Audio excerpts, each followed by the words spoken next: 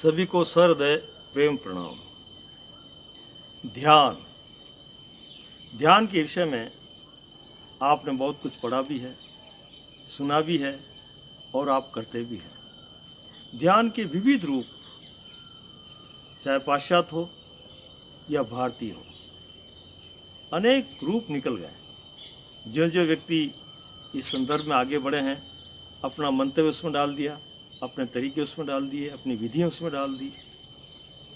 तो हर संप्रदाय के अलग अलग ध्यान हैं, हर धर्म अलग अलग ध्यान को महत्व दे रहा है और इस ध्यान की ऐसी दौड़ धूप हुई है कि वास्तविक ध्यान क्या है कोई पकड़ नहीं पा रहा है। दिग्भ्रमित है सभी। ध्यान शब्द कहीं एकाग्रता के लिए भी आता है, तो कहीं किसी ऑब्जेक्ट को, सब्जेक्ट को, दोनों को जोड़ने की बात भी करता है, तो कहीं ये ध्यान किसी से मिलने की बात भी करता है, कहीं ये ध्यान किसी विधि को लेकर के कुछ उपलब्धि की बात भी करता है।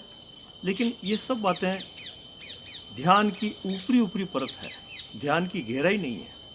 ध्यान की गहराई में जाने के लिए जो भी मनोनिर्मित है, मन ने जो भी निर्माण कर रखा है, मन समझता है, मन उसमें तालमेल बिठाता है, उसमें तिकड़मबाजी करता है, तौर तरीके बिठाता है, विधियाँ बिठाता है, क्रियाएं बिठाता है, इन सब को एक तरफ करना पड़ेगा।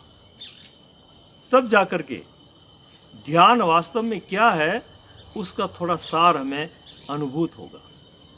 अनुभूत शब्द को भी आप समझ लो। अनुभूति को प्राप्त करना भी ध्यान का मकसद नहीं है। अनुभूतियों से भी अलग है ध्यान, मान्यता से अलग है, परंपरा से अलग है, विधियों से अलग है। ध्यान एक गहरा रहस्य है और इसके लिए जो भी हमने मान रखा है, पहचान रखा है, जान रखा है, उन सबको एक तरफ करना होगा। मन को बिल्कुल निश्चल और विशुद्ध करना होगा।